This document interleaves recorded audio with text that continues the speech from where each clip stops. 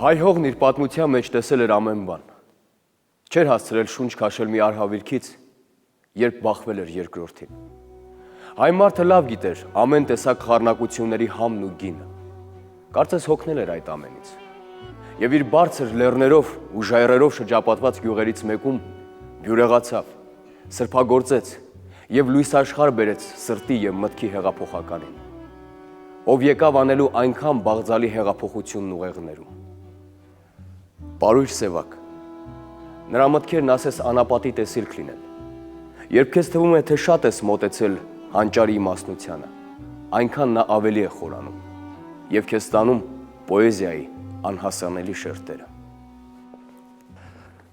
Ողջույն, պարոն Մուրադյան։ Ողջույն։ Ինչպե՞ս եք։ Շնորհակալ եմ, Փառք Աստծո։ Պարոն Մուրադյան, կարծես թե Սևակի պոեզիան եւ անձնական կյանքը քննարկվել է հավասարաչափ։ Ինչքան քննարկել են նրա միտքը, խոսքը,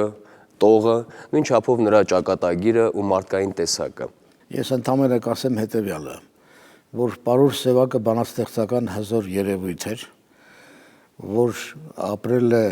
դժվարին ժամանակաշրջանում, անցել է բարդ ստեղծագործական որոնումների շրջան, մինչև իր ինքնահաստատվելը։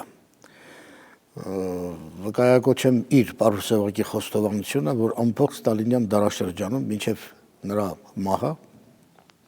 մարդիկ զրկված են եղել ազատ մտածելու, ազատ խոսելու կարողությունից։ Ինքը պարուր Սևակն ասում էր, թե իսկ ես զբաղված էի իմ ձայնը կեղծելով։ Ուրեմն նորից քեզ այդ ժողովածուի վերնագիրը մի անգամ բացատրեց ինքը, այն էլ որտեղ հանրային գրադարանի ընթերցողների հետ հանդիպման ժամանակ բացատրեց, թե ինչու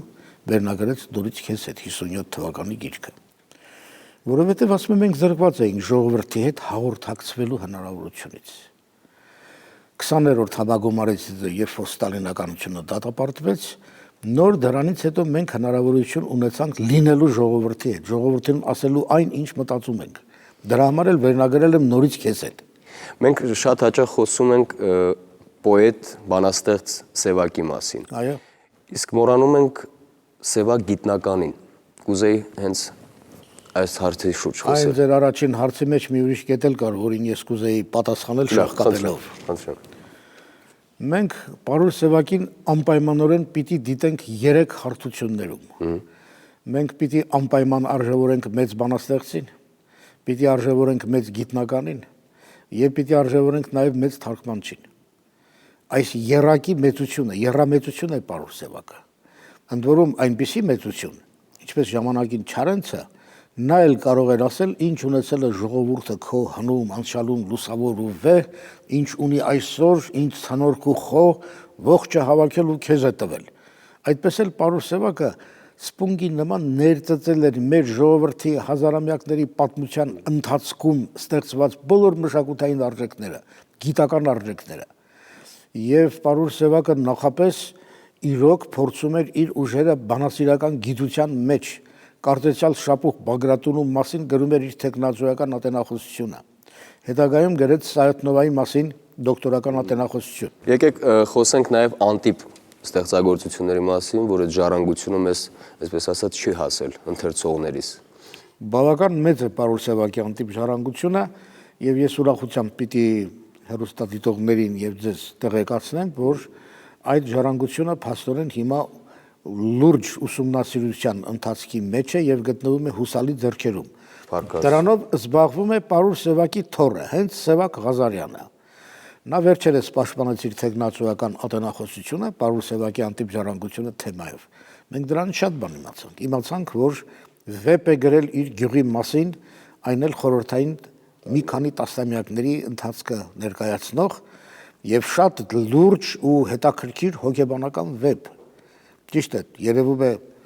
կոլխոզային իրականությունը եւ այլն, բայց մարդկային բնավորություններ եւ կերպարներ է ստեղծել։ Պարոն Մուրադյան, շատ ուրախ եմ, որ եկաք, զրուցեցինք։ Ես ուզում եմ ձեզ մոտորերս հրավիրել 32 թատրոնում կայանալիք Պարուր Սևակ ներկայացմանը։ Շնորհակալ եմ։ Խնդրեմ հրավիրատոմսերը։ Ու բնականաբար կարծում եմ ինչ-որ դաժան օրենք ունի բնությունը։ Հանճարներին չի թողնում երկար վայելել։ Պարուր Սևակն էլ երկար չապրեց այս հողի վրա, բայց կարծում եմ իր ապրած կարճ ժամանակահատվածում տվեց այն ճանապարհը, որով կարելի է 100-ամյակներ քայլել։ Պարոն Սևակը ստեղծեց այն, ինչ անհրաժեշտ էր մեր ժողովրդին։ Իր ապրած ամենաբուրըն ստեղծագործական տարիները 60-ական թվականները, երբ որ շատ էր բազմած բաղ, զբաղված էր գրողների միության քարտուղարության գործերով, ԽՍՀՄ գերագույն խորհրդի դեպուտատ էր, պատգամավոր էր, 1000 բանով զբաղեցրել էին, բայց նա միևնույն է իր գլխավոր գործը բանաստեղծությունը չէր մոռանում։ Այ Եղեցի լույս գիրքը, որ նշանակում է թող լույս լինի, այսինքն ինչ է նշանակում սա։ Լույս չկա, խավարի մեջ ենք ապրում։ Դրա համար էլ գրել էր մարդը, չէ, մեր անցյալն է մութ, գրքերն են ճառում անցյալից միայն։ Մեր գալիքն է մութ, գրքերն են ճառում գալիքից նաև։ Մենք երկու մթան նեղլիկ արանքում էլ ինչ է մնում, որ էլ ինչ արենք։ Կարծում եմ դեռ ամեն ինչ առջևում է։ Դեռ այո։ Շնորհակալ եմ։ Եվ պարոն Սևակը պիտի բարձրանա ժողովրդի աչքում եւ Սևակին ուսումնասիրող գիտությունը պետք է նորանոր բացահայտումներ կատարի նրա գեղարվեստական ու գիտական ժառանգության մեջ։ Շատ շնորհակալություն։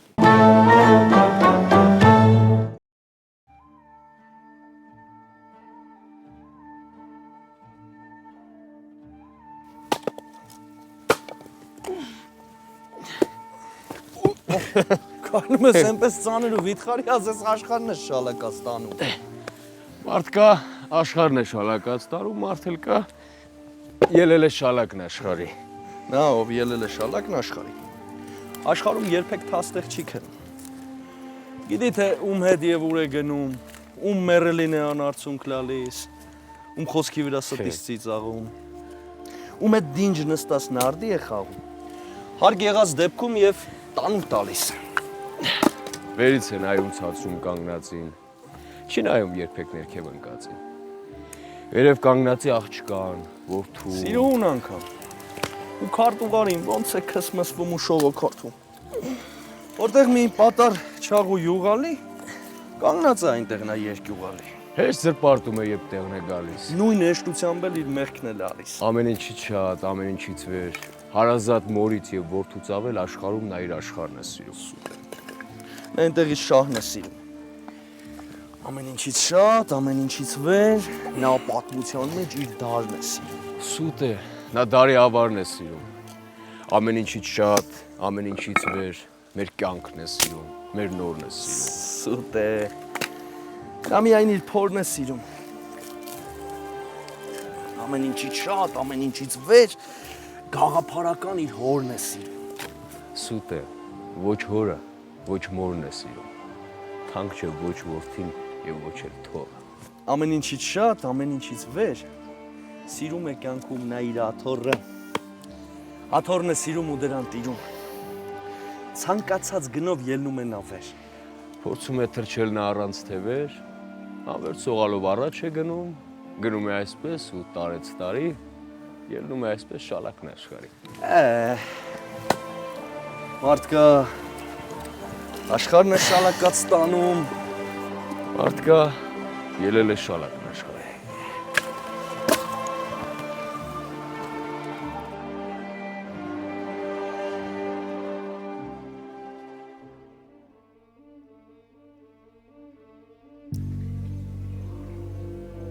Մենակություն բառից դողդողում է օդն իմ սենյակի։ Ու ես հասկանում եմ, որ աչքերն են մարդու ամենաթաց տեղը։ Երբ աչքերն են սառում, ասում են, թե այ մարդ է գալու։ Բայց դա եթե սուտ չէ, ապա բարություն է, որ ծնվել է լոկ խեղճությունից։ Իմ օնքել են սառում։ Սակայն դու չես գալու։ Դու չես կարող, գիտեմ։ Եվ օդը սենյակիս պիտի շարունակի մենակություն բառից անվերջ դողալ, հարուցելով իմ մեջ այն միտքը հին, թե վիհերը գուցե նրա համար են լոկ, որ մարդ ներքև նետվի։ Սուտ կա, որ ճիշտ արժե։ Ու ես հավատում եմ մեր հնարած ստին, թե չեն կորցնի իրար։ վախկավոր մահարժ եմ։ Ու ես վախենում եմ, որ կհաղթի կյանք ու ես կմնամ ցավի խեղճ պատմաբան միայն։ Եվ վերջապես քայլ կա, որ հենց թռիչ կարժե։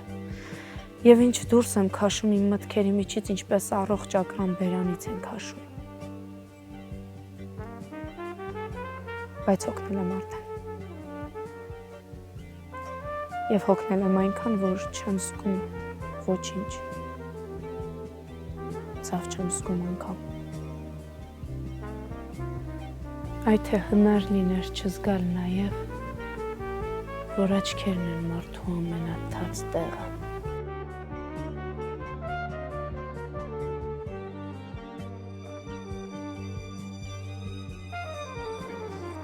Գեղեցիկ չէր։ Ես էլ գերված տարված չէի։ Կար պաղ գինի միայն ու նույնքան պաղ զրույց։ Ոչ ես ոչ ինքս սիրահարված չէի։ Ու ոչ էլ խոսում էինք հիմար սիրից։ Հետո ինչպես եղավ ու տաքացավ գինին։ Ու տաքացավ խոսքը։ Ու տաքացավ։ Ինչքան խմեցի ես, ասած անուշ լինի, ինչքան խմեցի ես, այնքան գեղեցկացավ, որ չեմ հիշում հիմա, թե մինչև այդ ինքն իր ինչին էր նման։ Հետո երբ դուրս ելանք, թվաց, թե նա շրջազգեստ չի հագել, այլ փոթորիկ։ Հետո փոթորիկն այդ տեղափոխվեց իմ մեջ, հետո փոթորիկն այդ փոխանցեցի նրան, իմ մատների միջոցով իր թևին։ Ու փոթորիկն այդ մեզ երկուսիս քշեց,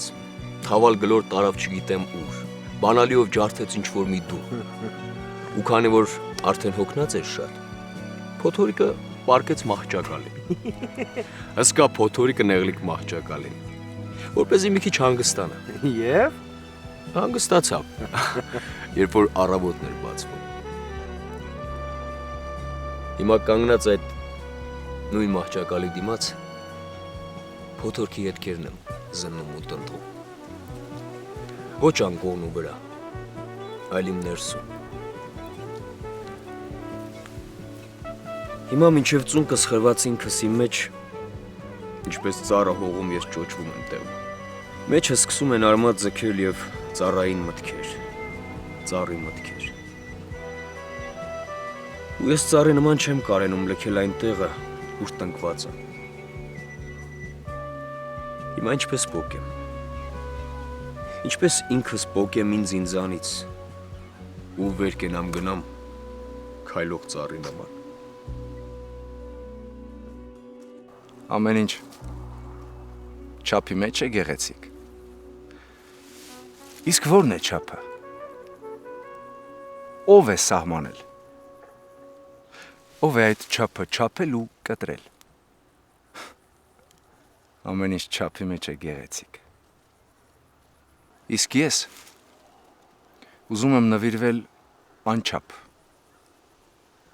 Ուզում եմ տարվել ու սիրել անչափ։ Եթե ուրախ եմ, ճճալ եմ ուզում։ Տխուր եմ, անզուսպ լացել եմ ուզում։ Չեմ ուզում տրվել չափին գեղեցիկ։ Չափի մեջ ձևված կեղծավոր մարդիկ ամենուրեք են։ Չափով են խոսում, չեն անկեղծանում։ Չափով են ժպտում կամ ուրախանում ու մտածում են չէ, շատ ժպտացի, դե երես կտամ, ավելի լավ է չափավոր խնդամ, չափավոր սիրեմ, չափավոր ներեմ, հոգնել եմ այդ կեղծ չափից ու ձևից, այդ չափավոր ու անվերջ չափ չփող, չափված ու ձևված արարածներից։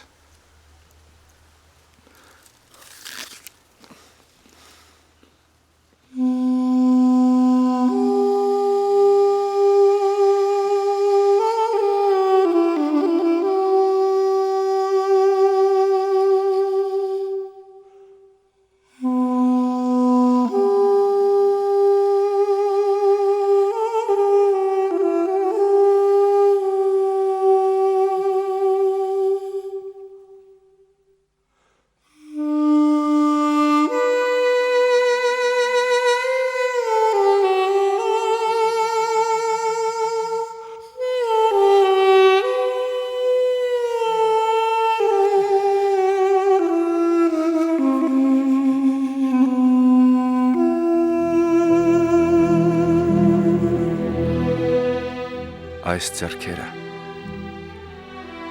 մոր ձեռքերը, հինավուրց ու նոր ձեռքերը։ Ինչեր ասես, որ չեն արել այս ձեռքերը։ Պսակվելիս ոնց են պարել այս ձեռքերը։ Ինչ նազանքով, երազանքով։ Ինչեր ասես, որ չեն արել այս ձեռքերը։ Լույսը, մինչև լույս չեն մարել այս ձեռքերը, առաջնեկն է, երբ որ ծնվել, նրա արդար կաթով սնվել։ Ինչեր ասես, որ չեն արել այս ձեռքերը։ Զրկանք կրել, հոգս են տարել այս ձեռքերը, ծով լռությամբ, համբերությամբ։ Ինչեր ասես, որ չեն արել այս ձեռքերը։ Երկինք պարզված սյուն են դարել այս ձեռքերը, որ չփլվի իր տան սյունը, որդին կռվից դառնա տունը։ Ինչեր ասես, որ չեն արել այս ձեռքերը, մինչև տատի ձեռք են դարել այս ձեռքերը։ Այս ձեռքերը ուժը հատած, բայց թորան հետ նոր ուժ գտած, քար են շրջել, սար են շարժել այս ձեռքերը։ Ինչեր, ինչեր, ինչեր չարժեն այս ձեռքերը, նուրբ ձեռքերը, սուրբ ձեռքերը։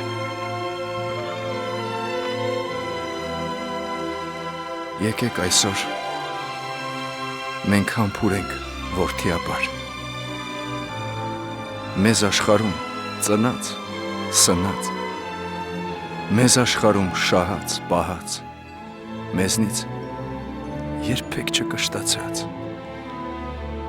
փոշի սրբող լված կանող, անվերջ դատող, անվերջ բանող այս ձեռքերը։ Թող որ ճաքած ու կոշտացած, բայց մեզ համար մետաքսի պես խաս ձեռքերը։ Ես օգնեցի բոլորին, ես ինձ միայն չօգնեցի։ Կորով տվի ամենքին, միայն ինքս օգնեցի։ Խորհուրդներով իմ խելոք խելք հավաքած գնացին քանի-քանիսը կյանքում, ես էլի գիժ մնացի։ Ով հանդիպեց ստացավ մի թաս գինի ինձանից, լոկ ես գինի չմպեցի իմ սեփական հնձանից։ Ինչ եմ եղել ողջ կյանքում, հարսանքավոր ու քավոր, մինչ ամենքից ավելի ինձ էր օջախ հարկավոր։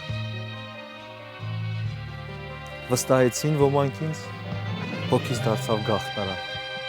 վստահեցի շատերին գաղտնիքս առան ու տարան։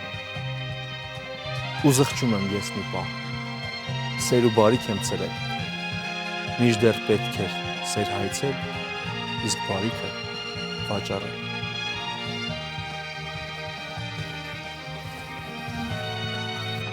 Ուշուշ են գալիս,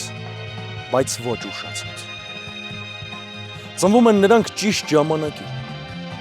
և ժամանակից առաջ են ընկնում, դրա համար էլ չեն ներում նրանց։ Անտոհմ չեն նրանք կամ անհայրենիք, հասարակ հորից ու մորից ծնված։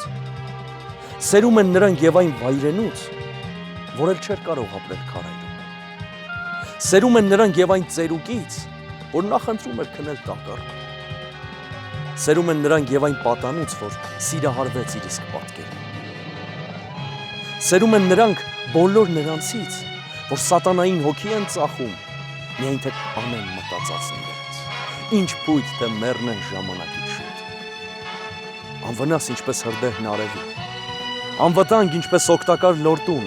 վախ են ներշնչում պետություններին, ինչև իսկ իրենց կամքին հակառակ։ Արքաների հետ խոսում են դույով, եթե իհարկե լսում են նրանց, իսկ թե չեն լսում, մեկ է չեն լռում, կխոսեն անգամ իրենց կոշկի հետ, ով սահմանում է նոր օրենք ու կարգ,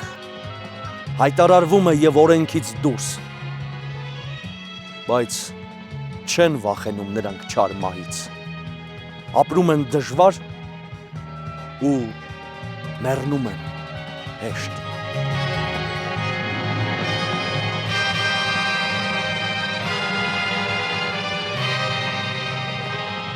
Արդարության ահեղ ատյան, սրի պատյան, սիրո մատյան, միշտ հին ու նոր իմ Հայաստան։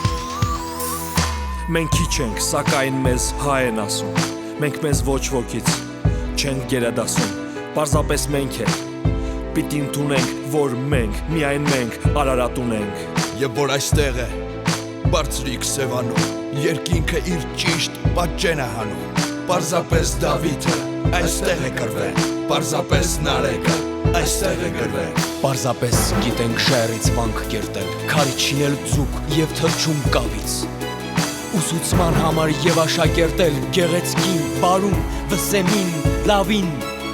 Մենք քիչ ենք, սակայն մեզ հայ են ասում, մենք մեզ ոչ մեկից չենք գերադասում, պարզապես մեր բախտը ուրիշ է եղել, պարզապես շատ ենք մենք արյուն եղել։ Պարզապես մենք մեր դարավոր կյանքում, երբ եղել ենք շատ ու եղել ենք կանգուն, դարձյալ չենք ճնշել մեկ ուրիշ ազգի, ոչ ոք չի տուժել զարկից մեր բասկի։ Եթե գերել ենք լոկ մեր գրքերով, Եթե տիրել ենք Լոկ մեր ձիրքերով, Եթե գերել ենք լոկ մեր գրքերով, Եթե տիրել ենք լոկ մեր ձիրքերով։ պարզապես մահն է մեզ սիրահարվել, իսկ մենք ինքնակամ նրան չենք տրվել, ու երբ ճարահատ մեր հողն ենք թողել, ուր էլ որ հասել, որտեղ էլ եղել, ջանացել ենք մենք ամենքի համար, շինել ենք կամուրջ, կապել ենք կամար, ամենտեղ հերկել, հասցրել բերքել, ամենքին տվել միտք առած երգեր, պաշտպանել նրանց հոգևոր ցրտից, ամենտեղ թողել մեր աչքից ծոլանք, մեր հոգուց մասունք եւ դժխար սրտից։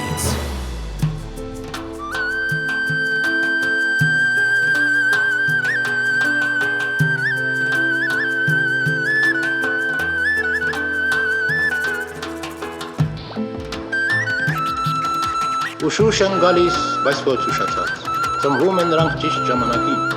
և ժամանակից առաջ են ընկնում, դրա համար էլ չեն մնում նրանց։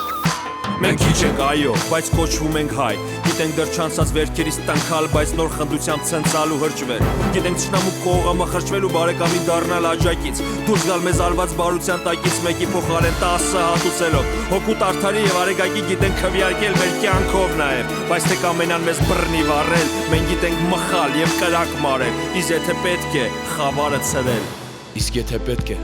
խավարը ցրել, գիտենք մոխրանալ որպես վառ կերում, եւ գիտենք նաեւ մեզ կրքոտ սիրել, բայց ուրիշներին միշտ էլ հարգելով։ մենք մեզ ոչ մեկից չենք գերադասում, բայց մեզ էլ գիտենք, մեզ հայ են ասում։ Եվ ինչու պիտի չհպարտանանք, եթե կանք պիտի լինենք ու դեռ շատանանք։